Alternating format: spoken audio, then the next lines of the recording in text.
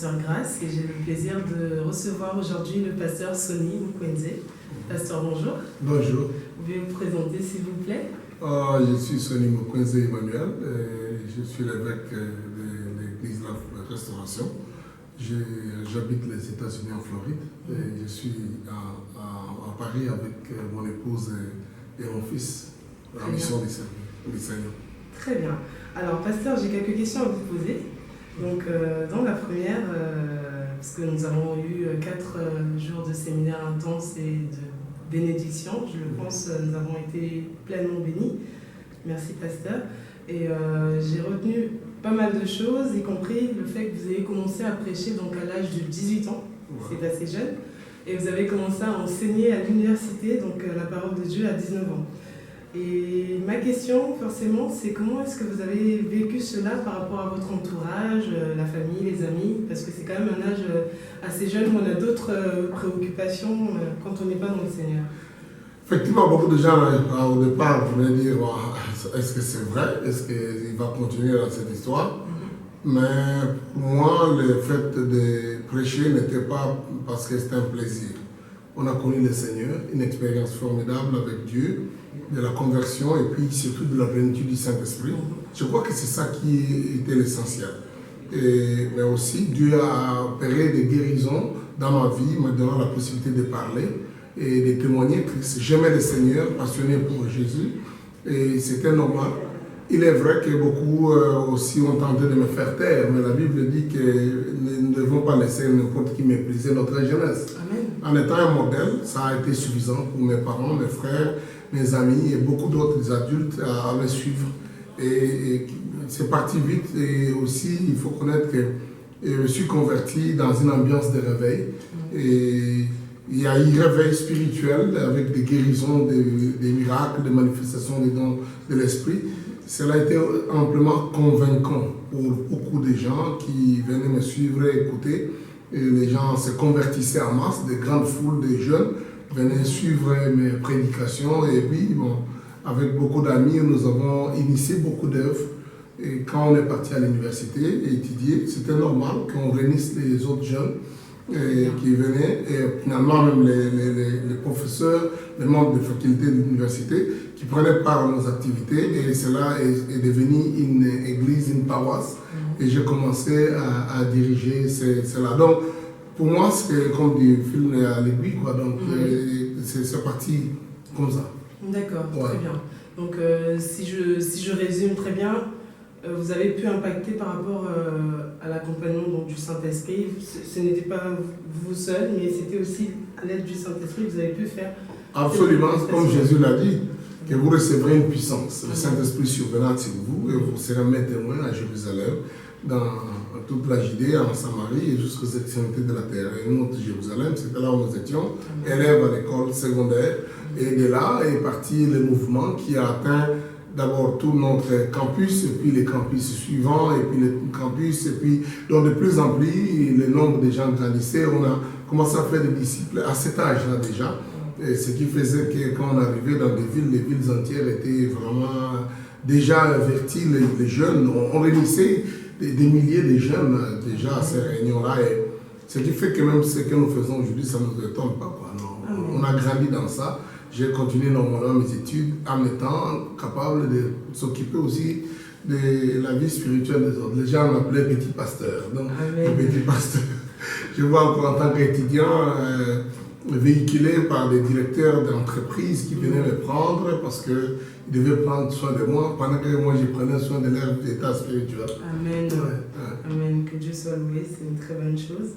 Donc j'ai une autre question, pasteur. Donc par rapport à votre niveau aujourd'hui, quel conseil donneriez-vous à un nouveau converti et à un converti longue date, donc de longue date, c'est-à-dire celui qui vient de donner sa vie au Seigneur et également à celui qui est dans le Seigneur depuis longtemps pour qu'il ne tombe pas dans une certaine routine spirituelle, si je puis dire? En tout cas, le plus grand de tous les conseils, c'est de commencer avec le Seigneur. À l'âge où le Seigneur vous rencontre, l'âge physique ou comme l'âge spirituel, les nouveaux convertis ont été les premiers témoins de Jésus-Christ. Toutes les fois que Jésus a amené quelqu'un à Christ et a fait à le croire en lui, il a envoyé directement sur les champs. Nous avons l'exemple du fou de Gadara. Oui. Il était démoniaque, possédé par des légions de démons. Quand il s'est converti, Jésus lui a dit, va chez les tiens, raconte-leur. Et c'est comment le Seigneur a piqué de toi. Donc il a dit, la femme samaritaine, le même jour qu'elle s'est convertie, elle est devenue évangéliste. Elle a gagné des âmes. En fait, toute la ville, je crois que c'est la plus grande évangéliste qu'on a connue, qui a converti toute une ville à un jour, peut-être quelques heures seulement après sa conversion. Donc, quand vous êtes converti, n'attendez pas que vous puissiez grandir pour servir le Seigneur. Votre histoire, témoignage, c'est suffisant pour que beaucoup de gens croient. Et je crois que c'est utile aussi de dire aux gens qui ont vécu longtemps, de garder les œuvres des nouveaux convertis. J'appelle ça les œuvres des nouveaux convertis. Cet amour, cette passion, on aime le Seigneur, oh c'est beau, et vivez avec ça, partagez avec ça. Les plus d'années que vous passez, votre passion pour qu'il soit toujours grandir. Amen. Mais si vous pensez qu'il faut que j'ai d'abord trop de connaissances pour que je puisse, le plus de temps que vous vivez sans témoigner pour Christ, le plus de froideur vous pouvez connaître. Deuxième chose importante, gardez votre vie pure. Dans la pureté, la vie de sainteté, elle est importante. L'intégrité, elle est importante parce que nous sommes un robinet. Quand les robinets attrapent des rouilles, donc il ne fait pas couler facilement de l'eau et de l'eau sont essuyées. Donc c'est utile que nous gardions notre vie dans la pureté. Ça gardera ce flot, cette capacité de faire couler les choses, quel que soit l'âge et les années que vous vivez avec le Seigneur. Moi je crois que ça vaut c'est la même chose que son nouveau converti. Aujourd'hui, c'est plus...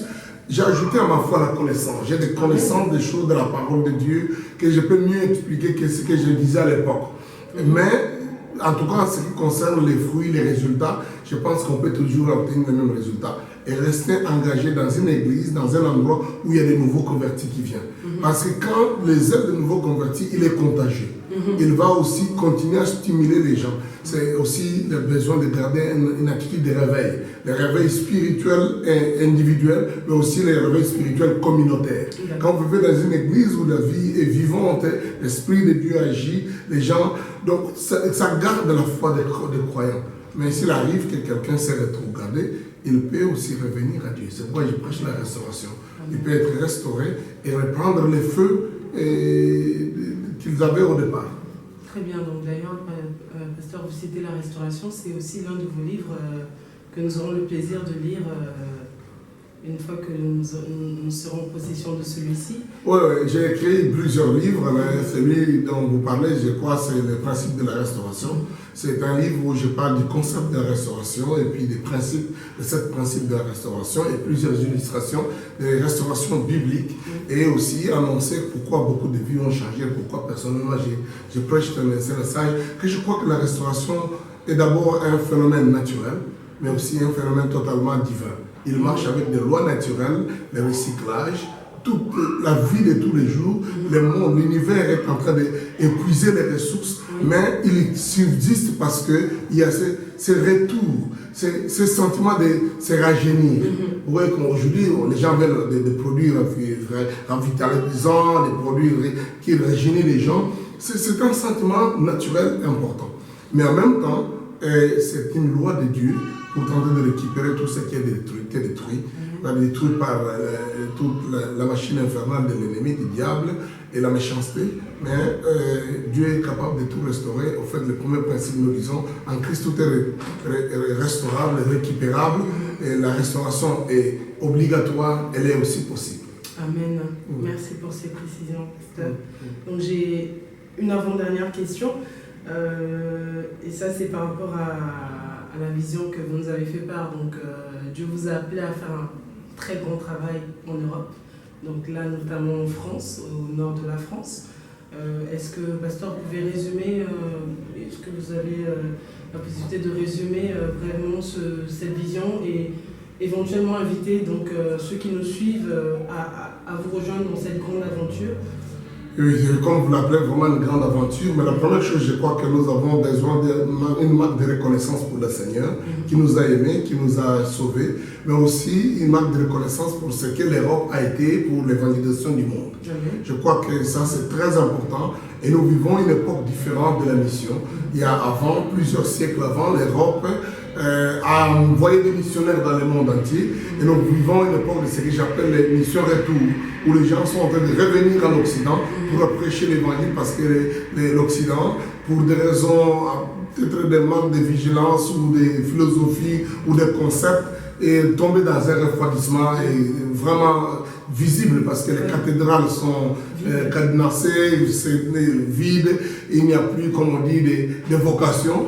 Parce qu'effectivement, il n'y a pas de gens qui se convertissent, qui donnent leur vie au Seigneur, pas parce que le cœur des gens est mauvais, mais parce que l'évangile n'a pas été prêché avec la simplicité et la puissance de l'esprit.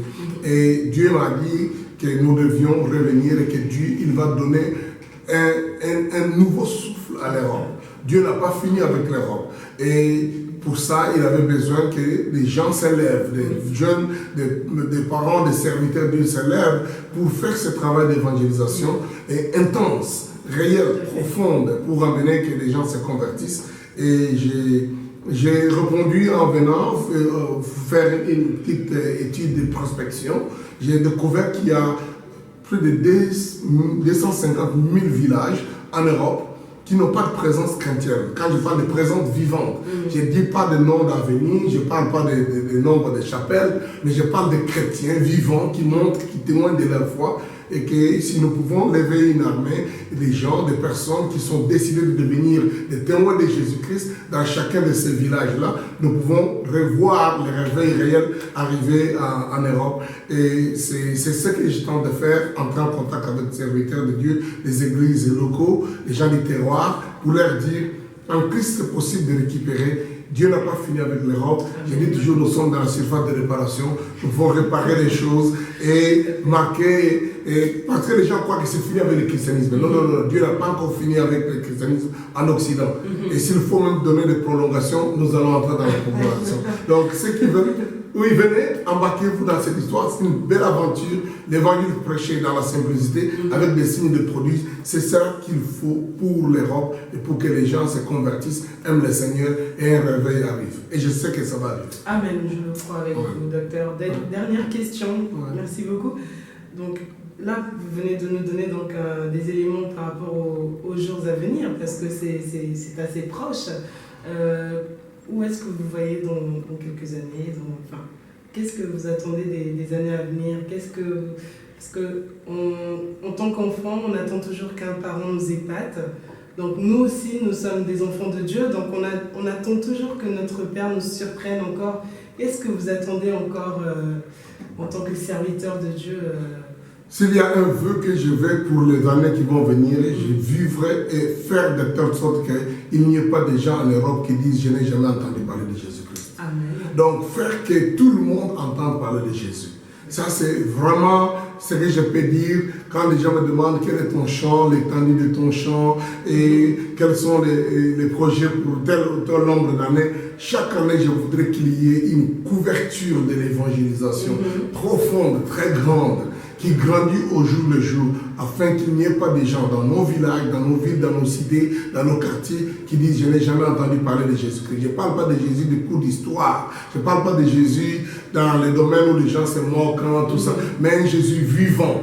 Et quand tout le monde peut avoir le témoignage de Christ, Christ a dit « c'est alors que la fin viendra ». Donc, je pense que nous sommes les ouvriers de la dernière heure. Et le temps est court, c'est pourquoi il faut même dynamiser le plus de jeunes possible. Et utiliser toutes les technologies possibles. Donc, utiliser les médias, comme vous m'interrogez tout à l'heure, utiliser l'Internet, utiliser les radios, les télévisions, et tous les moyens qu'il faut pour que les gens entendent parler de Jésus-Christ et qu'ils aient la possibilité de décider oui ou non ils veulent de Jésus. Et en même temps, je dis, notre énergie physique humaine diminuant, nous croyons qu'il y a une nouvelle génération qui s'élève et nous voulons avec eux faire comme les skieurs font. Donc, ils poussent les gens jusqu'à un moment donné et puis ils vous lâchent pour continuer. Donc, c'est ce que je veux avec la jeunesse actuelle, qu'ils puissent s'embarquer avec nous dans cette aventure et le moment venu, bon, ils peuvent aller voler de leurs propres ailes. C'est très bien. Merci beaucoup, pasteur, pour avoir répondu à nos questions. Que Dieu vous bénisse et nous croyons que toutes ces choses vont se faire. C'est à moi le plaisir. Merci beaucoup. Que Dieu vous bénisse encore. Merci. Amen. Amen.